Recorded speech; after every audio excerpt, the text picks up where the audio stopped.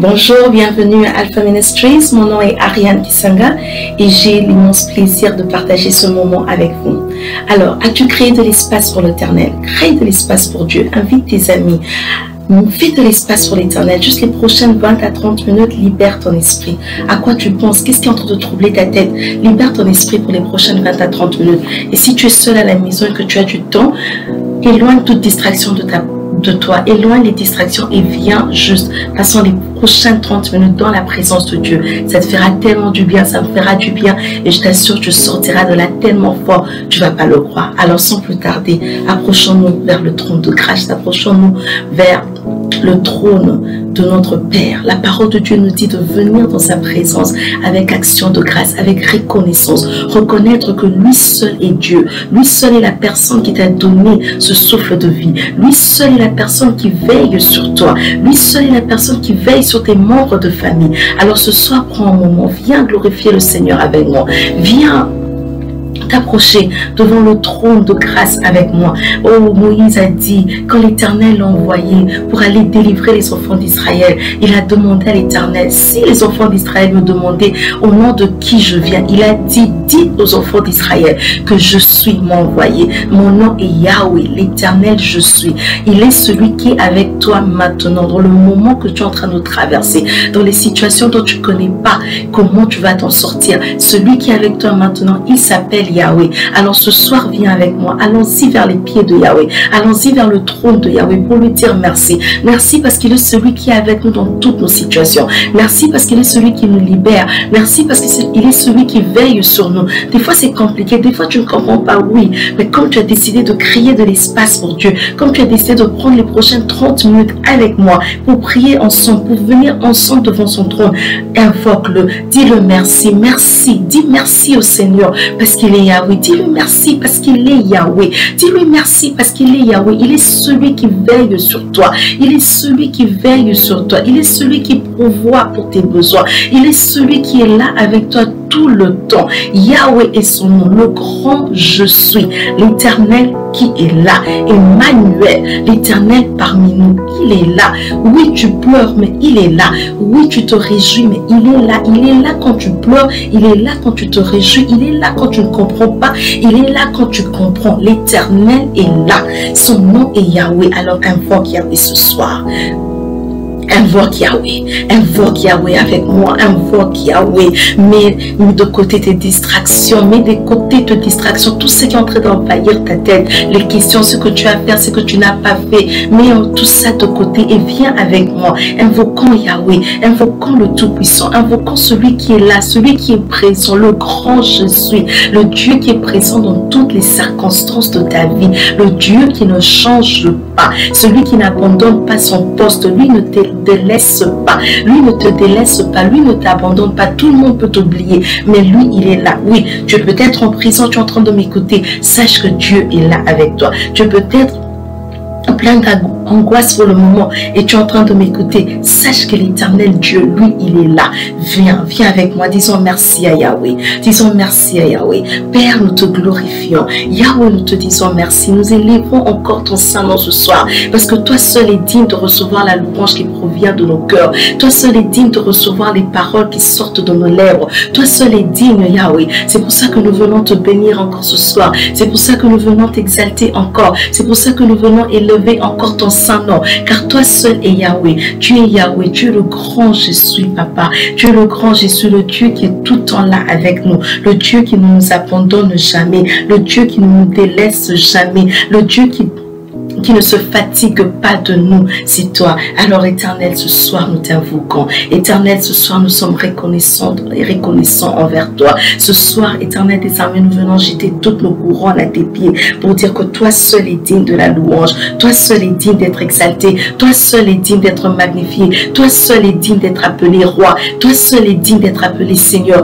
Toi seul est digne. Sois élevé mon roi. Sois magnifié à jamais. Sois élevé le Saint d'Israël, le grand grand Jésus, le Dieu qui nous accompagne dans les batailles de nos vies, le Dieu qui nous accompagne dans les challenges de nos vies. Seigneur, nous t'élèvons encore ce soir. Seigneur, nous te magnifions encore ce soir. Seigneur, nous t'exaltons encore ce soir. Oui, Yahweh, toi seul es digne de prendre la première place. Toi seul es digne de recevoir de nos cœurs. Toi seul es digne de recevoir les actions de grâce qui peuvent sortir de nos bouches. Yahweh, nous t'élèvons, nous te louons, nous t'exaltons. Éternel des armées, nous t'exaltons, Yahweh. Oh, nous t'élèvons, Seigneur. Nous allons faire appel au Saint-Esprit. La parole de Dieu nous dit que le Saint-Esprit est un esprit d'intelligence. Tu as besoin de l'intelligence. Tu as besoin de l'intelligence pour faire le projet dont tu as envie de faire. Tu as besoin de l'intelligence pour sortir de la situation dans laquelle tu te trouves. Tu as besoin de l'intelligence pour comprendre la parole de Dieu. Tu as besoin de l'intelligence pour savoir quelle sera ta prochaine stratégie, quel sera le prochain pas que tu vas faire. Tu as besoin de l'intelligence. Alors on va invoquer le Saint-Esprit, celui qui est un esprit d'intelligence. On va lui demander de nous remplir de son intelligence. On va lui demander de nous remplir de son intelligence. Invoque le Saint-Esprit. Tu connais quelle situation tu es en train de traverser. Tu connais là où tu as besoin d'intelligence. Tu connais là où tu as besoin d'une nouvelle stratégie. Tu connais là où tu as besoin de faire les choses différemment. Tu connais exactement là où tu as besoin de l'intervention de Dieu ce soir. Alors invoque le Saint-Esprit, l'esprit d'intelligence. Que Saint-Esprit vienne, que le Saint-Esprit vienne là où tu te trouves. Esprit d'intelligence, envahis-nous ce soir. Esprit d'intelligence, prends la place qu'il te faut ce soir. C'est toi l'esprit d'intelligence. C'est toi qui es l'esprit d'intelligence. C'est toi qui nous accordes l'intelligence. L'intelligence est un des armées pour produire. L'intelligence, Yahweh, pour avoir des nouvelles stratégies. L'intelligence pour changer nos circonstances. L'intelligence pour sortir de là où nous sommes. L'intelligence pour continuer la vie après ce confinement. Nous avons besoin de toi. Saint-Esprit, remplis-nous. Remplis-nous de ton intelligence. Remplis-nous de ta présence. Esprit de Dieu vivant, nous avons besoin de toi. Esprit de Dieu vivant, nous avons besoin de toi. Nous ne pouvons pas faire sans toi.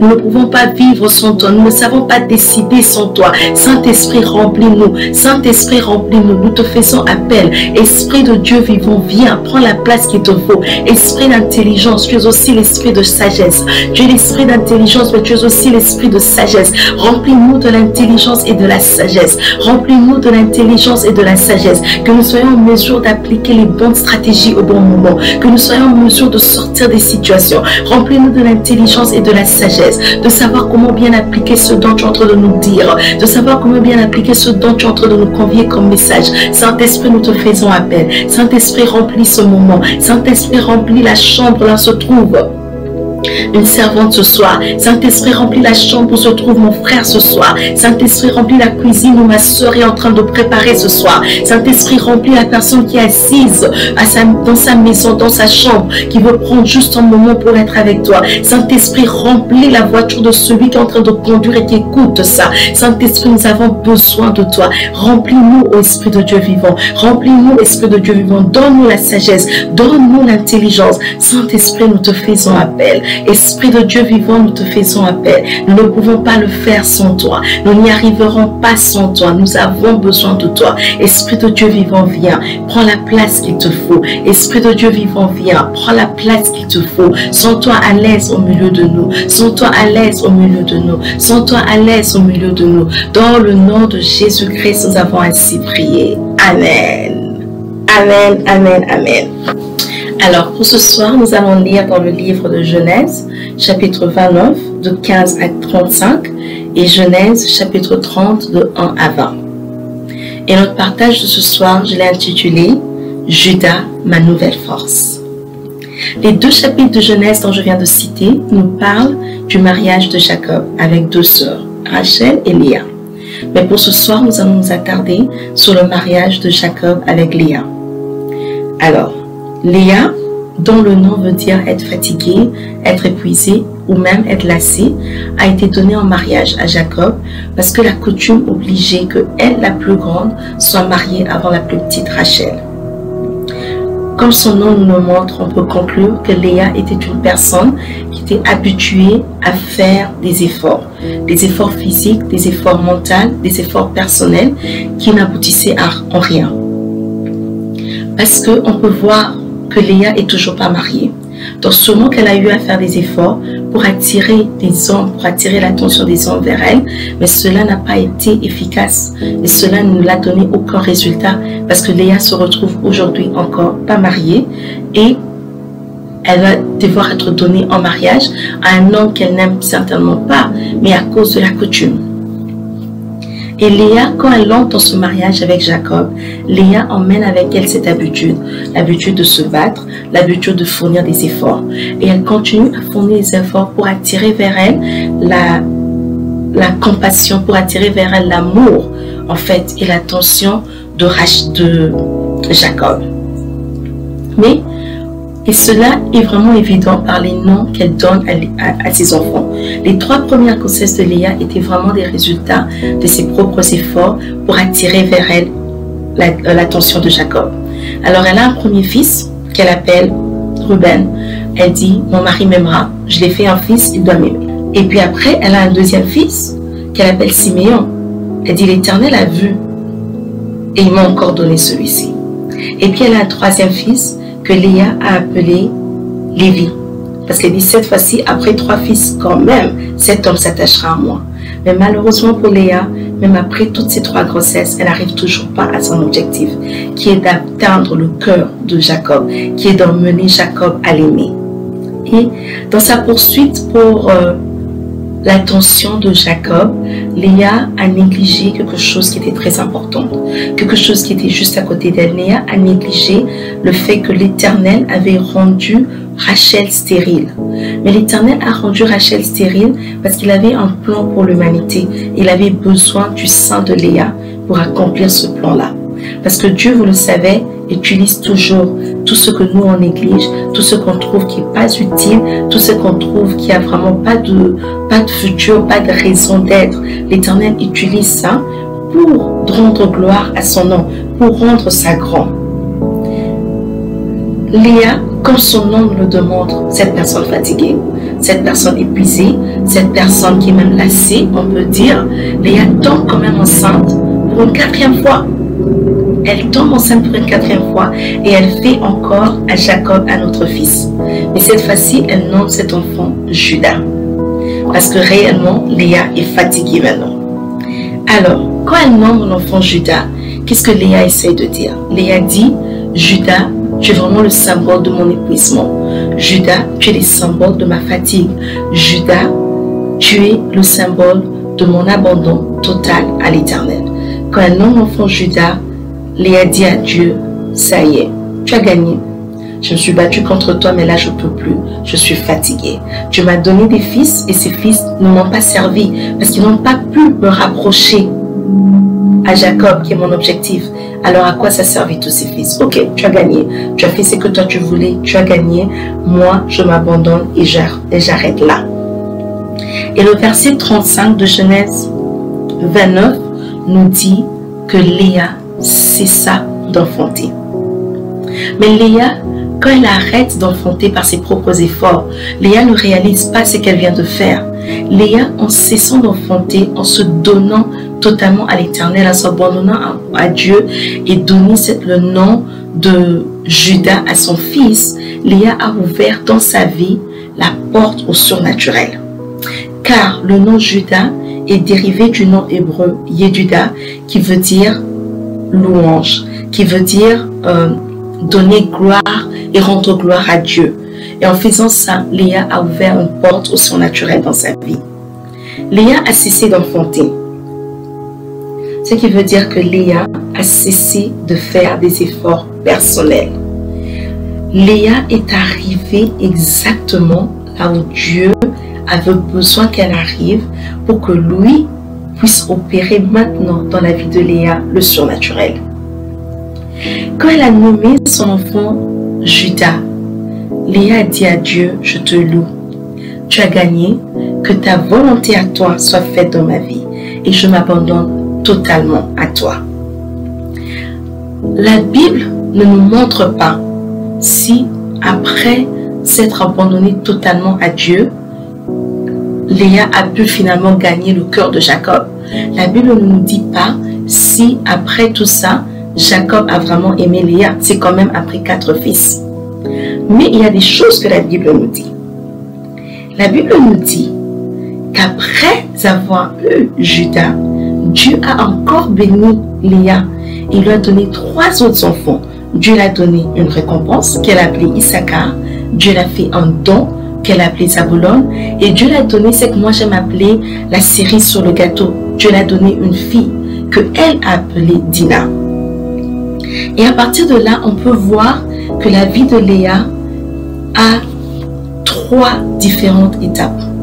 Donc, on rencontre au début une Léa fatiguée, mais qui continue à faire des efforts personnels et qui obtient comme résultat Ruben, Siméon et Lévi.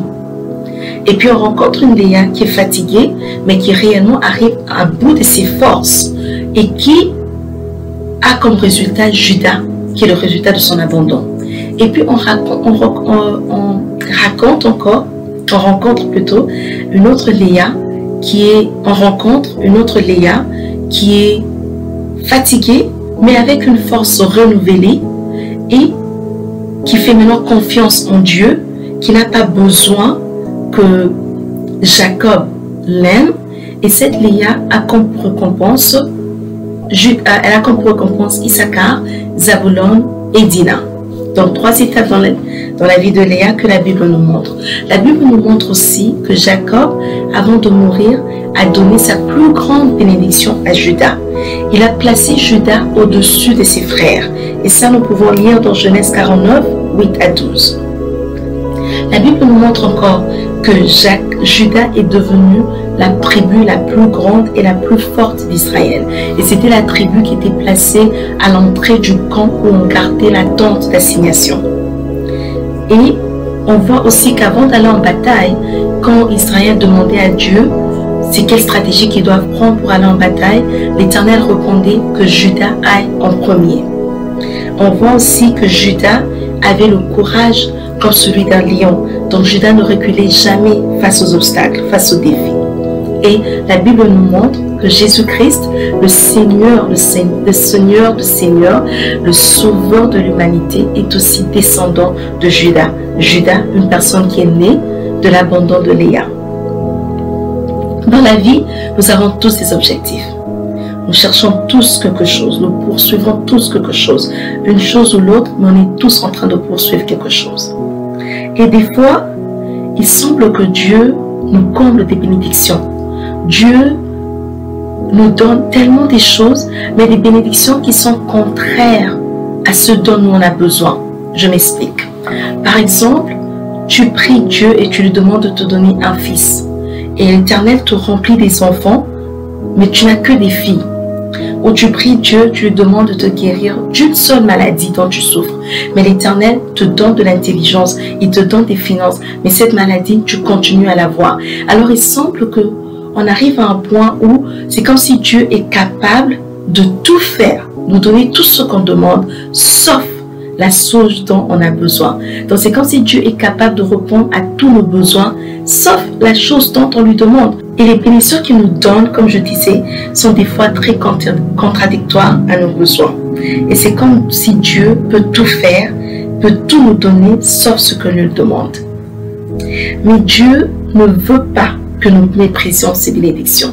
Dieu ne veut pas qu'on puisse négliger les différentes choses dont il nous donne. Ce que Dieu veut en fait, à travers ces différentes bénédictions, c'est de nous emmener à un lieu où moi et toi, nous pouvons dire Judas, j'abandonne, je laisse, je m'arrête ici. Je te laisse prendre la place, je te laisse faire ce que toi tu trouves est mieux. Je fais de toi mon ultime objectif. Je ne poursuis plus tout ce qui est de moi-même. Mais ce que je poursuis maintenant, c'est pour ta gloire à toi et à toi seul. Et Dieu ne peut que commencer à agir dans nos vies quand nous nous abandonnons totalement à lui. Judas, qui veut dire louange à l'Éternel, peut être exprimé de différentes manières. Tu peux louer Dieu par tes paroles. Tu peux louer Dieu par tes dîmes et offrandes. Tu peux louer Dieu par un moment de service dans ta communauté, dans ton église ou même dans ta famille. Mais pour que Dieu accomplisse ce surnaturel dans nos vies, Dieu a besoin qu'on puisse lui offrir une plateforme. Et cette plateforme-là, c'est toi. Dieu peut t'utiliser pour emmener un changement dans ta famille. Dieu peut t'utiliser pour emmener un changement dans ta communauté. Dieu peut t'utiliser pour emmener un changement dans ton église. Mais cela est question d'un sacrifice. C'est question de s'offrir, c'est question de s'abandonner totalement à Dieu et à Dieu seul. Si nous offrons à Dieu cette plateforme qui est nous-mêmes, Dieu peut faire pour nous et par nous des grandes choses. Dieu nous donnera tout ce qu'il y a de plus grand, tout ce qu'il y a de plus gros, de plus glorieux, tout ce qu'il y a de plus nombreux. Il nous donnera une bénédiction qui sera pour nous ce que Judas a été pour le peuple d'Israël. La plateforme que tu offres à Dieu pour accomplir le surnaturel dans ta vie peut être juste un moment de prière. Ça peut être une nouvelle discipline. Ça peut être une nouvelle fidélité dans tes dîmes et tes offrandes. Ça peut être une nouvelle façon de traiter les gens, une nouvelle façon de te comporter même dans ta communauté. Tout ce que tu peux faire comme sacrifice. Et Dieu a besoin de cette plateforme. Alors vous dites, oui Ariane, tu as parlé de Judas, notre nouvelle force. Mais comment se manifeste Judas dans notre vie? Comment est-ce que ça devient palpable? Je vais vous dire 3 choses de comment se manifeste Judas dans notre vie. Cette nouvelle force Judas, quand tu arrives au point de dire tu abandonnes tout à Dieu, cette nouvelle force, elle prend d'abord la forme d'une foi renouvelée. Il y a une nouvelle foi qui naît en toi. Et pour ça, on peut aller lire dans Genèse 30. Genèse 30, en fait, nous raconte l'histoire de Léa et Rachel encore. Mais cette fois-ci, Rachel échange une nuit qu'elle est supposée avoir avec Jacob pour des fruits que Ruben amène à sa mère Léa. Pourquoi elle fait ça? Parce que Rachel considère pour elle qu'une nuit avec Jacob, c'est quelque chose d'ordinaire. Or pour Léa, cette nuit n'était pas ordinaire parce que elle, son cœur aimait Jacob. Rachel, elle a trouvé ça ordinaire. Et Dieu a utilisé cette opportunité pour exaucer Léa. Le verset 17 nous dit, Dieu exauça Léa. Or, la Bible ne nous montre pas quand est-ce que Léa a adressé une prière à l'Éternel. La Bible ne nous dit pas que Léa a pris un temps pour prier à Dieu pour que Dieu vienne l'exaucer. Mais si Dieu exauce, ça veut dire qu'il y a une prière qui a été faite. Une prière sûrement faite dans le secret. Une prière qui n'est jamais peut-être sortie des lèvres de Léa. Pourquoi? Parce que quand la foi est renouvelée, même quand ton mental prends le temps pour comprendre que ta foi est renouvelée, ton esprit saisit. Et quand ton esprit saisit, même quand la prière n'est pas sortie de ta bouche, cette prière qui est montée dans ton esprit, montée au plus fond de toi, Dieu l'écoute. Et c'est ce qui s'est passé avec Léa. Léa avait fait une nouvelle prière à Dieu pour lui demander une autre opportunité. Une opportunité de donner encore, de tomber enceinte. Mais cette fois-ci, pas pour Jacob. Non, non, non. Parce que cette Léa, c'est une différente Léa. Cette fois-ci, pour Dieu lui-même. Et Léa donnait cette opportunité à Dieu. Elle voulait juste que Dieu plutôt lui accorde cette opportunité. Et Léa a fait cette prière. Et cette confiance totale que Léa avait mis à l'Éternel, c'est cette confiance qui est maintenant cette source de la nouvelle foi que Léa a. Et c'est comme ça que Dieu exauce Léa et lui donne les 3 enfants dont on a parlé plus tôt, Issachar, Zabulon et Dina. Quand on s'abandonne totalement à l'Éternel, notre foi est renouvelée. Et cette foi renouvelée, ce Judas qui se démontre en nous, en une nouvelle foi, nous donne l'espoir de croire que c'est encore possible. Ça nous donne cette foi renouvelée. En fait, quand nous abandonnons totalement à Dieu, notre foi est renouvelée des fois, parfois même sans que notre mental réalise que la foi est renouvelée. Et quand cela est fait, notre esprit le sait qu'il y a une nouvelle foi en nous. Et c'est alors que Judas nous donne une nouvelle force de croire que c'est encore possible. Quelle autre forme Judas prend? Judas prend aussi la forme d'une nouvelle protection. Et ça, on peut lire dans Genèse 37, 26 à 27, où on trouve une conversation entre Judas et ses frères sur l'avenir de la vie de Joseph. Judas demande à ses frères de ne pas toucher à la vie de Joseph, de ne pas tuer Joseph. Pourquoi il pouvait faire ça? Parce que Judas était surnaturel. Judas pouvait voir dans le futur et savoir que Joseph allait être la personne qui allait les libérer. Joseph allait être la personne qui allait les libérer de la famine. Et alors Judas, tout en étant surnaturel, a pu imposer la volonté de Dieu sur ses frères. Il était le 4e fils, mais tout le monde l'a écouté parce que lui, il était le fils surnaturel. C'est pour ça, quand tu fais de l'Éternel ta priorité, quand tu t'abandonnes totalement à Dieu, Dieu est capable, même là où on complote pour te faire mourir, là où on veut arrêter la progression d'un dossier, là où on veut te mettre les bâtons dans les roues, Dieu est capable d'intervenir lui-même quand tu t'abandonnes à lui. Judas dans ta vie protégera le plan de Dieu pour toi. Judas dans ta vie protégera les promesses de l'Éternel pour toi. Judas dans ta vie imposera des limites à tes ennemis et changera tout ce que le diable a planifié en mal, en bien pour toi. Et le troisième aspect plutôt que Judas prend, c'est que Judas devient pour toi aussi une nouvelle arme de guerre. Et ça, on peut lire dans Genèse 49, du verset 8 au verset 10, où on trouve Jacob qui est en train de bénir son fils Judas. La deuxième bénédiction que Jacob accorde à Judas, et que la deuxième bénédiction que Jacob prononce sur Judas, est une bénédiction où il parle de la victoire de Judas sur ses ennemis. Quand Jacob prononce ces paroles sur Judas, Jacob en fait est en train de voir déjà la victoire de Jésus-Christ sur les ennemis, sur son ennemi plutôt, qui est en fait notre victoire à nous aussi. Pourquoi? Parce que la Bible nous dit qu'on l'a vaincu à cause du sang de l'agneau et de la parole de notre bouche, de notre témoignage. Le sang de Judas coulait aussi dans les veines de Jésus-Christ. Car la parole dit que Jésus-Christ est descendant de Pérez qui est fils de Judas. Seul le sang de Jésus nous garantit la victoire dans les combats. Le témoignage de notre bouche, c'est ça veut simplement dire les paroles qui sortent de notre bouche envers l'Éternel. Et cela est aussi une arme de bataille. Car quand Israël devrait aller en bataille, ils invoquaient toujours l'Éternel. Et l'Éternel leur disait que Judas monte en premier. Ce qui veut dire que les paroles, que le louange de vos bouches montent avant que vous allez en bataille. Le surnaturel ne peut être expérimenté que quand nous nous abandonnons totalement à l'Éternel. De Judas, il n'y a eu rien de naturel, rien d'ordinaire. Aucun juge n'est sorti de la tribu de Judas. Mais Judas, par contre, a sorti des rois. Le roi David, le roi Salomon et le roi de rois, Jésus-Christ de Nazareth.